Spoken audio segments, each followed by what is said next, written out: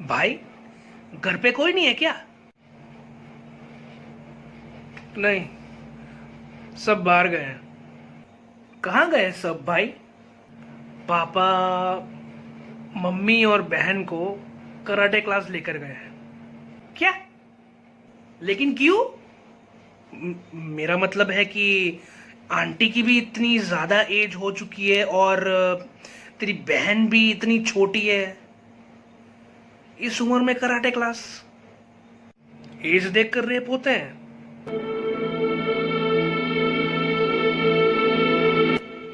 बात तो सही है यार तेरी, और हम इस जनरेशन के लोग हैं।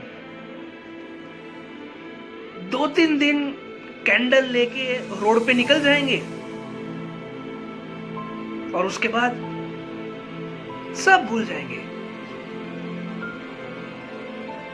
और जब भी मैं ये रेप और मर्डर का जब न्यूज सुनता हूं, इतना गुस्सा आता है कि इन सालों को नंगा करके बीच चौराहे पे जाके जिंदा जला दो।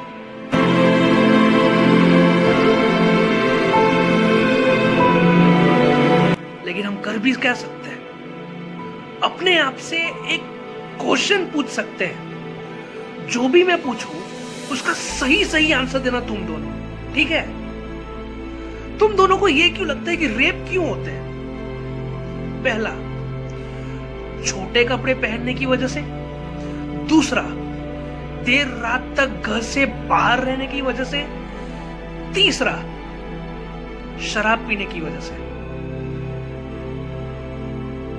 नहीं पता, मुझे भी नहीं पता। जो इंसान इस 3 ऑप्शन में से किसी एक पे भी सहमति जता देना, उसकी भी सोच रेपिस्ट जैसी है। वो रेपिस्ट नहीं है, लेकिन उसकी सोच रेपिस्ट जैसी है। बात तो सही है यार भाई, लेकिन वो निर्भया केस, वो इंसिडेंट हुआ था 16 दिसंबर 2012 को, और इंसाफ कब मिला? 8 साल बाद। लेकिन जस्टिस बहुत ही लेट मिला भाई। जब इंसाफ हुआ, तब इस देश की एक बेटी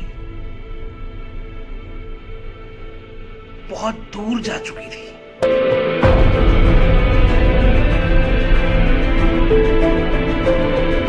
दूसरा सबसे बड़ा कड़वा सच, एफआईआर। रेप विक्टिम एफआईआर करने से बहुत ही ज्यादा डरते हैं। क्यों? क्योंकि उधर जो पुलिस वाला जो बैठा होता है, वो 3 सवाल पूछेगा। कहां छुआ, कितनी बार छुआ, कितने लोग थे। ये 3 क्वेश्चन साले 5 से 6 बार रिपीट करेंगे। और अगर उस रेप विक्टिम के आगे उसकी बीवी होती, उसकी बेटी होती, उसकी बहन होती, तब साले ये क्वेश्चन नहीं पूछते, डायरेक्ट एक्शन लेते। और कुछ लोग तो रेप विक्टिम पे ही ब्लेम डाल देते हैं कि ये आई थी, ये तो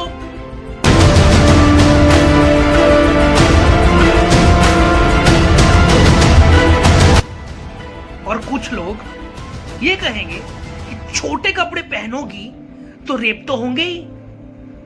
अबे चूतिए, वो इंडिपेंडेंट गर्ल है, वो जो भी पहने वो, तू उस नजर से क्यों देख रहा है? तेरी गांड में इतनी क्यों खुजली हो रही है? घर में भी अपनी मां बहनों को उस नजर से देखता है क्या? अपनी बहन को बोलना कि छोटे कपड़े मत पहन, मेरे जैसे रेपिस्ट घूमते हैं। मादरचोद साले, लड़की के कैरेक्टर के बारे में बात करेंगे। और तीसरी सबसे बड़ी कड़वी सच्चाई, समाज सोसाइटी। अगर रेप विक्टिम सोसाइटी को यह पता चलता है कि इस लड़की का रेप हो चुका है, तो ना जाने कैसी कैसी बात बोलेंगे यार। ये देखो, इस लड़की का रेप हुआ है, अब इससे शादी कौन करेगा। मैं इन लोगों से ना एक बात कहना चाहता हूं, अगर तुम लोग किसी की हेल्प नहीं कर सकते, किसी को मोटिवेट नहीं कर सकते, तो उनकी बुराई भी मत करो यार। उनको क्यों हर्ट कर रहे हो? उन पे जो बीती है वो तुम लोग नहीं समझ पाओगे। और इस सोसाइटी की वजह से ही काफी सारे रेप विक्टिम सुसाइड अटेम्प्ट करते हैं।